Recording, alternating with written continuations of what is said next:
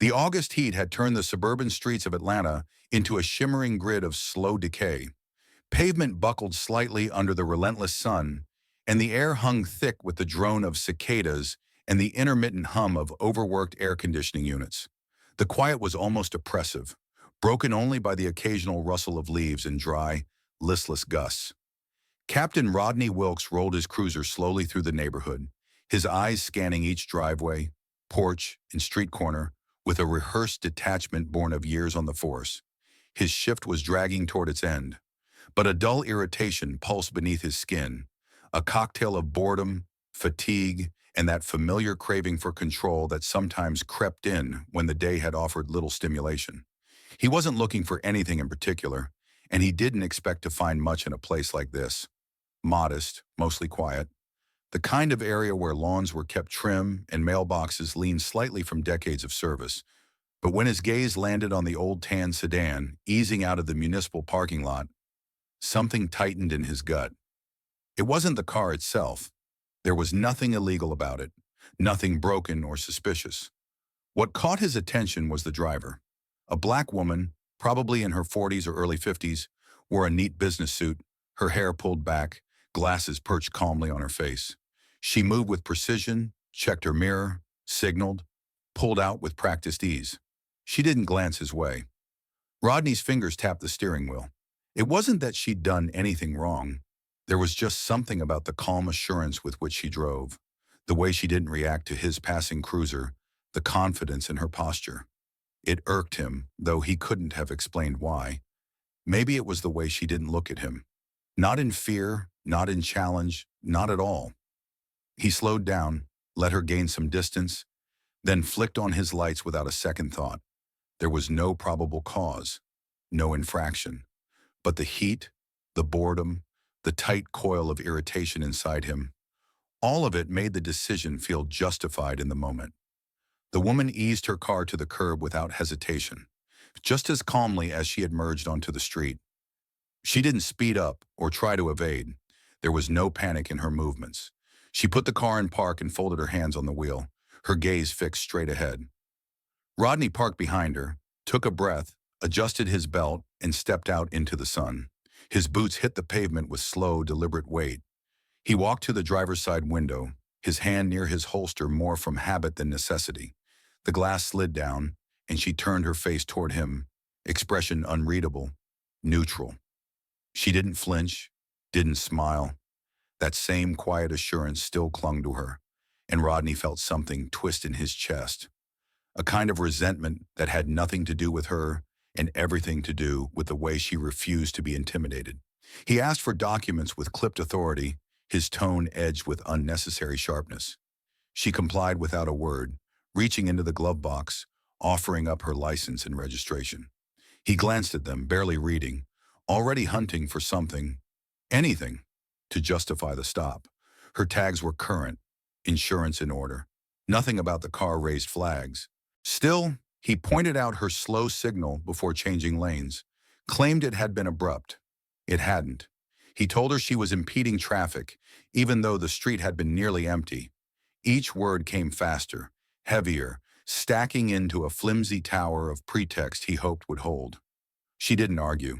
Her silence was not submissive, but confident, as if she knew exactly how this game was played and wasn't going to give him the satisfaction of reacting. That only made him more irritable. He asked where she was coming from. She answered evenly, without elaboration. She said she worked nearby. He asked what she did. She said she was with the city. His jaw tightened at her vague replies. He felt she was being evasive, but in truth, she was simply being careful. He stood there longer than necessary, holding her documents, pretending to scrutinize them. Sweat slid down his back beneath his vest, and his own irritation simmered into a quiet rage. Something about her was familiar, though he couldn't place it. Her face had the gravity of someone who was used to authority, and that unsettled him. She didn't ask why she had been stopped. She didn't plead or raise her voice. She waited. Back at his cruiser, Rodney ran her information. No priors, no warrants, nothing. He stared at the screen, lips thin, jaw flexing. Still, he hesitated to let her go. The stop hadn't yielded anything. but admitting that now would mean acknowledging it had never been legitimate in the first place. He couldn't do that. Not after everything. As he walked back toward her car, the weight of the sun pressed harder, the cameras of nearby residents now visible from porches and windows. A few neighbors had emerged, pretending to water plants or check mail, eyes lingering on the scene with a cautious curiosity. He felt them watching. He tried to ignore them, tried to focus on maintaining control. What he didn't know, what would haunt him later, was who she really was.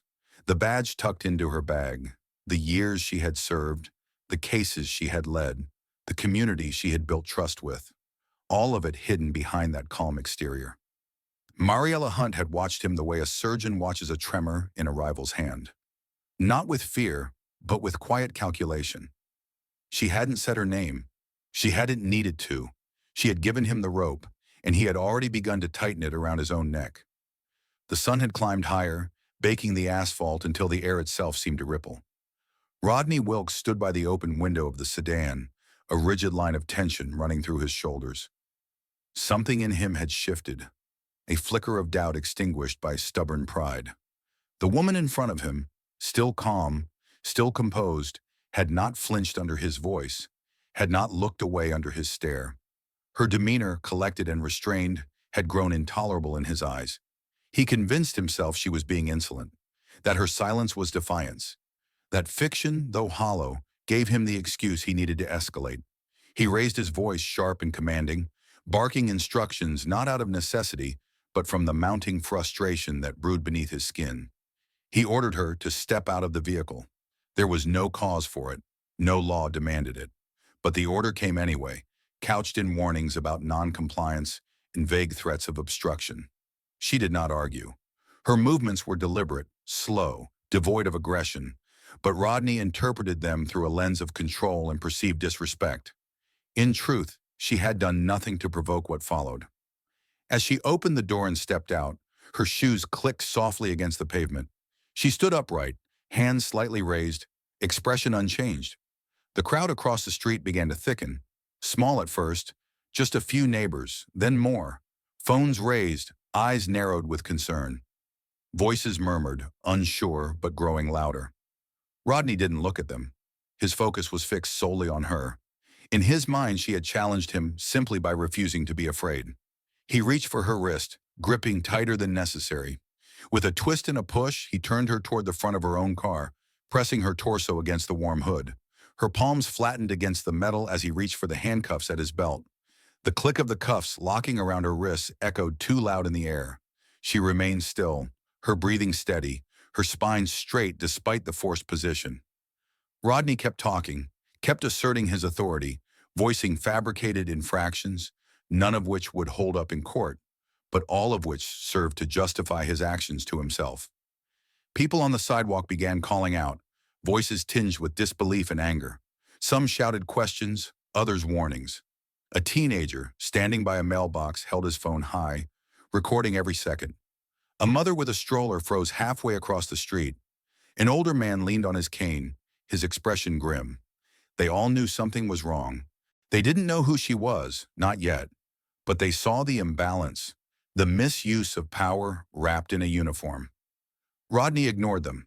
He told himself this was routine, that he was in the right. He had decided she was a problem, and now he would treat her as such.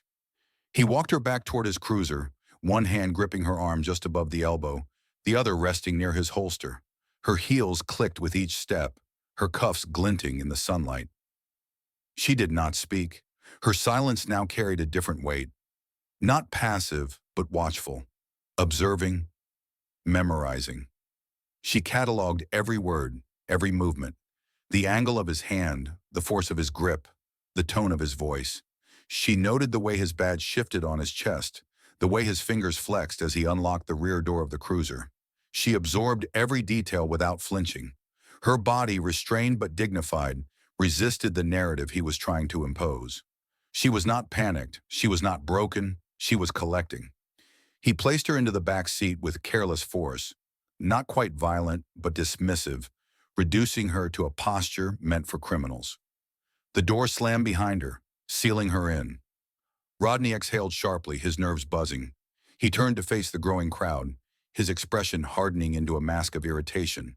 A woman shouted that it was abuse. A man demanded his badge number. Someone asked what she had done. Rodney barked something in return, vague and unconvincing. It did not matter. The moment had already spiraled beyond his control. In the back seat, Mariella Hunt sat straight, her hands still cuffed behind her. Her breathing remained calm. The heat pressed through the glass, but she barely noticed. Her eyes, fixed forward, burned with a quiet intensity. She had faced worse in her life, worse men, worse circumstances, but never before had she been treated like this in her own city, on her own streets, by someone who wore the same uniform she had spent her career upholding. He didn't know who she was. Not yet. He hadn't recognized her name on the ID, hadn't connected the dots. He hadn't read the headlines from months before, hadn't seen the interviews. Or maybe he had, and her face hadn't stayed with him. Either way, he had made a choice. Not once, but repeatedly. Every step had been his own, and every step had been recorded. By phones, by dash cams, by security cameras on nearby buildings, by her memory, which held everything like a ledger waiting to be balanced. She sat there listening to the voices outside, the growing unrest. She knew this would not end today, not with an apology or a dropped charge. What had begun as a routine patrol stop had become something far more consequential. She was not just a woman in handcuffs.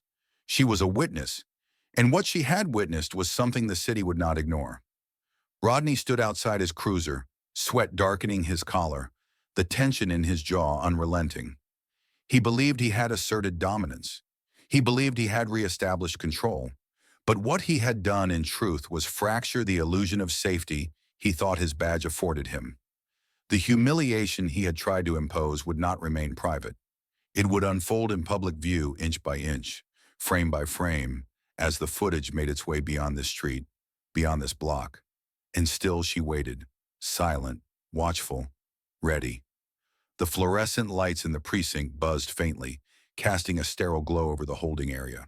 Time had crawled since Mariella Hunt had been brought in, but the stillness around her now was no longer one of ignorance. It was the silence of dawning recognition.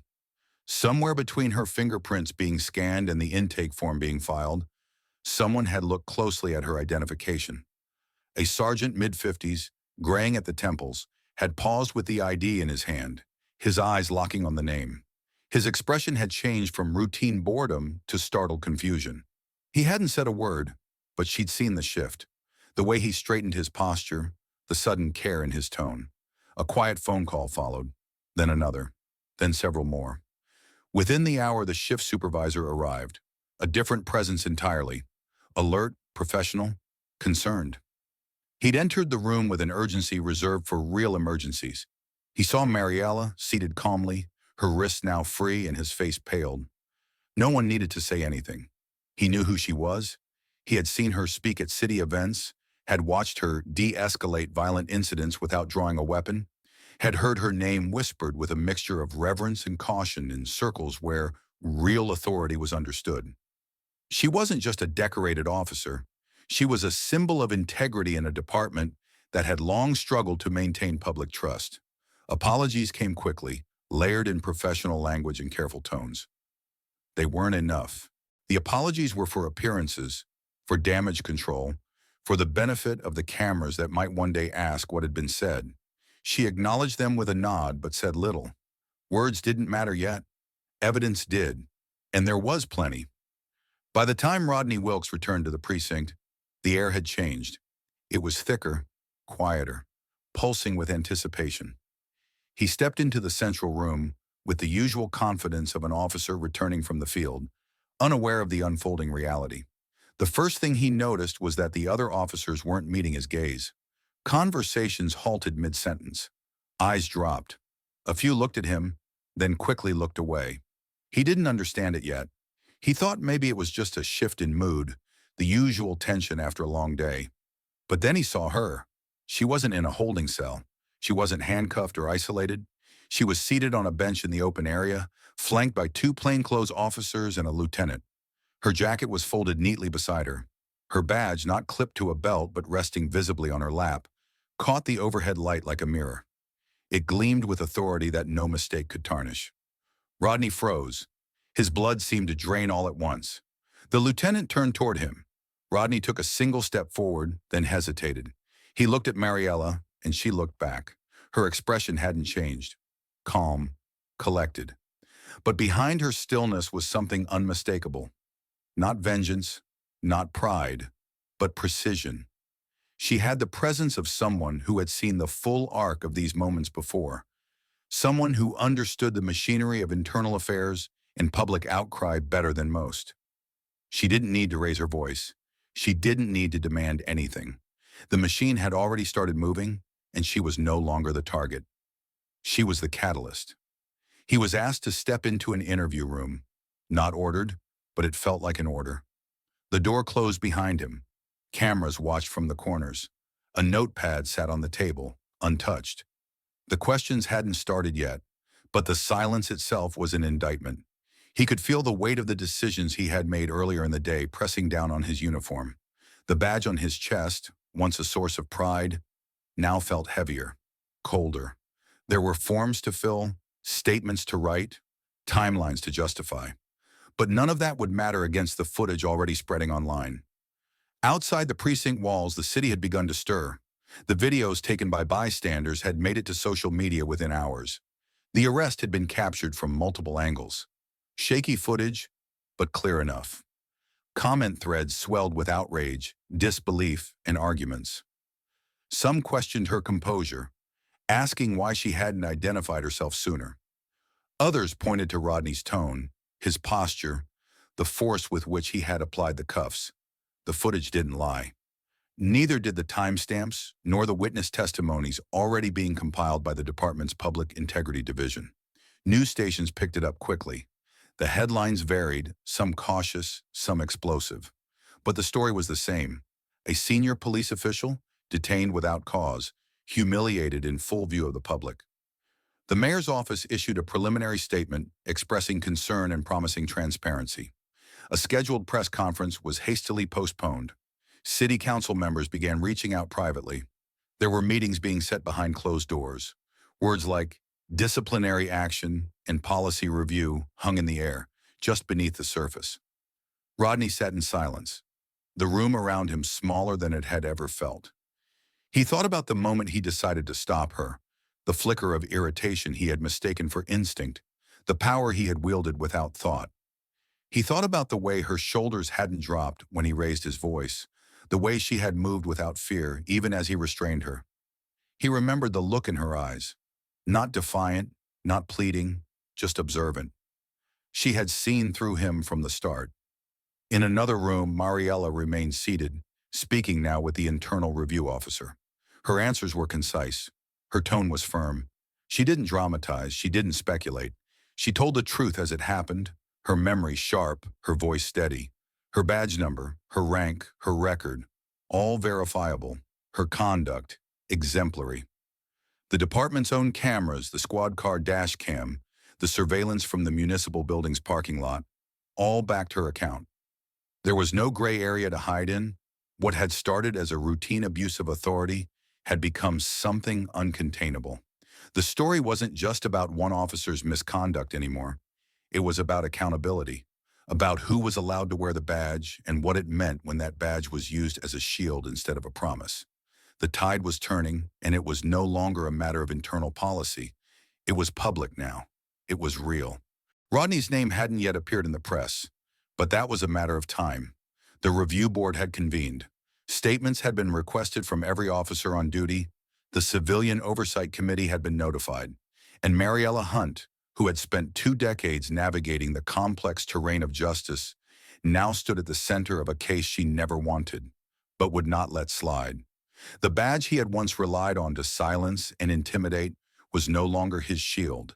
It had become his mirror. The hearings began in a formal courtroom rather than within the walls of the precinct. The atmosphere was heavy with tension, the kind that settled deep in the chest and refused to lift. It was no longer a matter of internal procedures or departmental whispers. This was public. Every seat in the hearing room was filled. Community leaders, media representatives, legal experts, and members of the police department. Cameras were barred from entering, but outside the building, news vans lined the sidewalk, and reporters kept a steady feed flowing. Mariella Hunt sat with the quiet composure of someone who had nothing left to prove. She wore a neutral suit, her badge tucked away, her hair pulled back with military precision. She wasn't there for vengeance. Her expression, still unfocused, reflected something deeper, a commitment to change that had nothing to do with one man's punishment and everything to do with the culture that allowed him to act the way he did. She didn't call for Rodney Wilkes to be fired on the spot. She knew how bureaucracy worked, how it wrapped itself around the vulnerable and protected the powerful. She wasn't naive about the institutional machinery that often prioritized image over justice. What she wanted was precedent. She wanted a moment so public, so undeniable, that it would leave a mark in policy manuals and training videos for years to come. Her formal complaint was methodical, grounded in verifiable detail. She submitted claims of abuse of authority, racial discrimination, and unlawful arrest. She included video evidence captured by bystanders, time-stamped surveillance footage from the municipal parking lot, and the dash cam recording from Wilkes's own cruiser. Her legal team had compiled transcripts, still frames, and expert analysis. Each clip, each piece of audio, painted a picture of escalation driven not by duty, but by bias. The city's legal department had no choice but to get involved.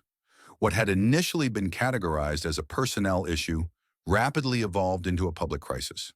A press statement from the mayor's office acknowledged the gravity of the situation and affirmed a commitment to full transparency. The city council requested daily updates. Civil rights groups began monitoring the proceedings closely, using the case to highlight long-standing patterns in local law enforcement practices. Rodney Wilkes, suddenly exposed to a storm of scrutiny, hired a private attorney with experience in defending law enforcement officers accused of misconduct. His defense leaned heavily on vague justifications, intuition, perceived noncompliance, the language of uncertainty that had shielded officers before him. He claimed that Mariella's demeanor seemed unusual, that he thought she was evading, that something about her behavior warranted further inspection. But these arguments collapsed when held against the record. The footage revealed no erratic movement, no refusal to comply, no reason for suspicion beyond the shape of her face and the color of her skin. Experts in use of force protocols reviewed the encounter frame by frame and pointed to clear deviations from standard procedure. Former officers testified that the escalation was unnecessary, that no legitimate indicators of threat were present. One by one, the facts stacked against him. The body language experts described his posture, his tone, the way his hand hovered near his weapon despite her calm. A linguist dissected his commands, showing how they shifted from neutral to aggressive in the span of seconds. Policy analysts explained that his failure to request backup, to run a plate check before the stop, or to radio in the detention all suggested either negligence or intent to intimidate. Rodney himself was called to testify. He walked into the room stiffly, dressed in a suit that did little to soften the fatigue on his face. He tried to remain composed, but under questioning, his narrative faltered. He contradicted himself. He misquoted timestamps. He referenced behaviors that weren't visible on any footage. When pressed on why he had initiated the stop, his answers grew vaguer. He spoke of instincts. He mentioned training, but none of it held. What became painfully clear was that he had not recognized who she was. That alone he might have survived. But what condemned him was the reasoning behind the stop. He hadn't seen a police official in civilian clothes. He hadn't seen a woman with decades of decorated service. He had seen a black woman in a car he didn't expect to see leaving a government building. His assumptions had driven every choice that followed. Mariella's testimony remained steady. She spoke not of how the event hurt her personally, but of what it represented systemically. She explained the danger of unchecked authority, the daily risks faced by civilians without badges, and how officers like Wilkes weren't outliers, but products of a culture too slow to change. She didn't raise her voice. She didn't need to. The evidence spoke louder than emotion. The hearing extended over multiple sessions. Each day added layers of clarity. Witnesses from the precinct testified about Wilkes's past behavior, about complaints that had never reached formal review. Training officers described gaps in supervision, unchecked biases. Even patrol logs suggested patterns. Frequent stops of drivers fitting vague descriptions, repeated citations for minor offenses that never held up in court. The public took notice. Local papers published in-depth editorials. Activist groups organized peaceful demonstrations, calling for reform, not only for Wilkes' accountability, but for structural change. City Hall became the focus of civic attention, and though the legal process moved with the caution typical of institutions guarding themselves, the outcome was tilting steadily away from silence. Rodney Wilkes, once just another face behind a badge, had become a symbol of the problem. He had not acted alone, but his actions, so visible, so unjustified, had cracked something open. A precedent was forming, not just in policy, but in public consciousness. One that said it was no longer enough to rely on gut feeling, no longer acceptable to write reports that didn't match the reality captured on video. Mariella remained composed through it all. She had seen enough in her career to know that moments like this were rare. They required patience, pressure, and visibility. She hadn't chosen to become the face of accountability, but now that she was, she carried it with the quiet strength of someone who had never stopped believing in what the badge was supposed to mean. 2 weeks after the hearing, Rodney Wilkes was officially suspended from duty pending further investigation. The Internal Affairs report, which had grown thicker with every day of the inquiry, painted a damning picture of not just one poor decision, but a pattern of behavior previously buried under bureaucratic dust. His conduct on the day of the arrest, coupled with the testimony of colleagues and civilians, made it nearly impossible for the department to justify keeping him on the force. The suspension was the first step in a likely chain of disciplinary actions, including termination of employment and the possibility of losing his pension. The department issued a formal statement emphasizing its commitment to accountability and impartiality, but few in the community were satisfied with words alone. Rodney's name, once unknown outside his precinct, had become a citywide reference point. He was no longer just a patrol officer. He had become a symbol of unchecked authority and the danger of assumption cloaked in a uniform. The public conversation shifted. His image appeared in editorials, in protest signs, in think pieces dissecting the role of implicit bias in policing. The moment was no longer about him alone, but about the culture that allowed him to operate without scrutiny for years. His badge, once a shield, had become a mirror reflecting back everything the system had failed to address. But for Mariella Hunt, the outcome was far from closure. Her professional record remained intact, her dignity preserved, but something fundamental had shifted. She had spent her entire career believing in the ideals behind the uniform, the duty to serve, the responsibility to protect, the oath to uphold justice.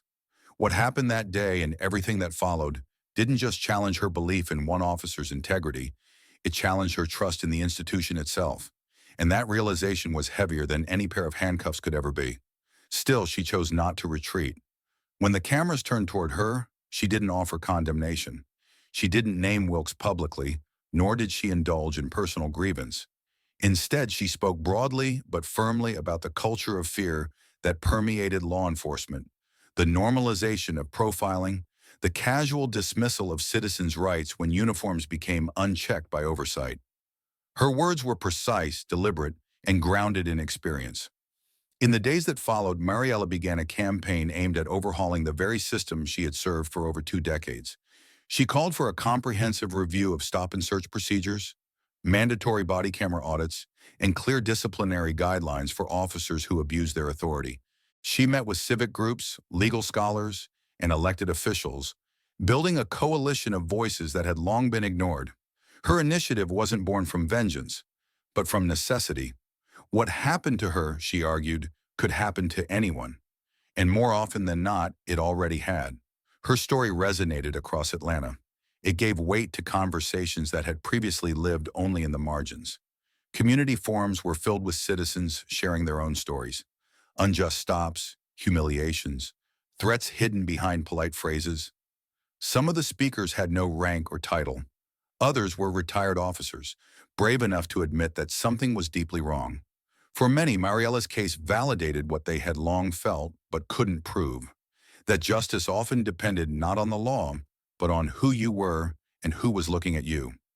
City council members, pressed by a groundswell of public demand, began drafting new oversight legislation. Proposals included the creation of an independent civilian review board, increased training focused on de-escalation and bias recognition, and a stricter standard for initiating traffic stops. The police union responded with predictable resistance, framing the reforms as a threat to officer safety and operational autonomy. But the tide had shifted. The city had seen the footage. They had read the reports. Denial was no longer an option. Mariella's personal life also changed. She was approached by universities and advocacy groups, asked to speak, to advise, to lend her credibility to causes that now burned brighter in the public eye. Though she remained in her role within the department, she carried herself differently, calmer in some ways, but also more unflinching. She no longer deferred to quiet diplomacy when it came to matters of principle. She had seen where silence led. The neighborhoods of Atlanta, once resigned to the ebb and flow of small scandals, began to feel different. People spoke more openly. Cell phones were held a little higher during traffic stops. Young men and women who had grown up wary of authority saw in Mariella not just a figure of power, but a symbol of resilience. Her story had shown them that even those inside the system could suffer its failures, and that they could fight back with truth rather than violence. The department's leadership faced mounting pressure. The police chief, who had initially tried to minimize the incident, was now under review for his handling of past misconduct claims. Subcommittees were formed. Old cases were reopened. Officers previously shielded by seniority or silence found themselves facing long-delayed consequences. Change, long dormant, had been set in motion. Rodney Wilkes, meanwhile, retreated from public life. The man who had once walked his beat with unchecked confidence now found himself navigating a legal landscape that offered few protections for those exposed so plainly. His suspension became permanent. His badge was surrendered. Appeals were filed, then withdrawn. Public sentiment was too strong, the evidence too clear. He faded into the background, a name footnoted in policy briefs and reform proposals. But the city remembered, and so did Mariella. The experience had left scars, invisible but lasting. It had taken something from her, perhaps the final illusion that justice within the system could be trusted without scrutiny. But it had also given her a platform and a purpose that extended beyond enforcement. She was no longer just an officer. She was a voice. And in that voice, people began to hear not just the aftermath of injustice, but the beginning of change. 1 month after the incident, Mariella Hunt was appointed chief of police for the city of Atlanta. The announcement came quietly, without ceremony, but the ripple it sent through the department and the city was undeniable. For some, the decision was a surprise, a leap over others with more seniority or political backing. For others, especially those who had followed the events closely, it felt inevitable. She had walked through fire and emerged with her integrity intact. In a department often haunted by silence, her voice had been clear, steady, and deeply necessary. Her new office was modest. She had requested it that way. No oversized desk, no leather-bound chairs, no awards lining the shelves. A single-frame photograph hung on the wall, her first day in uniform, standing in the summer sun beside the precinct's old brick entrance, wide-eyed and idealistic. Below it, encased in glass, was a copy of the complaint she had filed the day she was unlawfully arrested. Not as a trophy, but as a reminder. The badge she now wore wasn't a weapon or shield, it was a responsibility. Every time she entered the office, she saw that piece of paper and remembered what had brought her there. She took the helm in a department struggling to redefine itself. The reforms she had proposed during her campaign were already in motion. Policy updates had been drafted, community oversight boards were forming, and mandatory training sessions on bias, de-escalation, and civil rights were rolled out. But more than policies, what began to shift was the tone. Officers watched her with careful eyes. Not with fear, but with the awareness that standards had changed. She wasn't interested in ruling by fear or command. She operated from a place of earned authority, built not on years alone, but on conviction. Mariella made unannounced visits to precincts. She sat in on patrol briefings, asked questions no one had dared ask before, and listened without judgment. She met with officers on their terms, understanding that not every uniform concealed prejudice, but also that not every uniform deserved benefit of the doubt. She knew the institution well enough to distinguish loyalty from complicity. Her leadership was not about erasing the past, but about making sure it couldn't repeat itself unnoticed. Her presence stirred discomfort in some corners.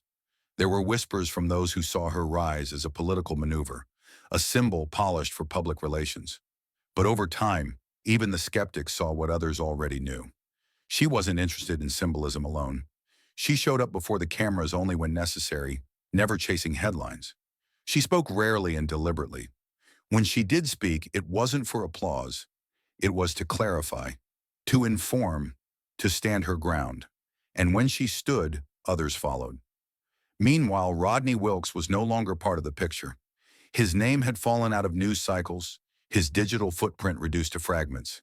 He had disappeared quietly, leaving behind the uniform he once wore so carelessly.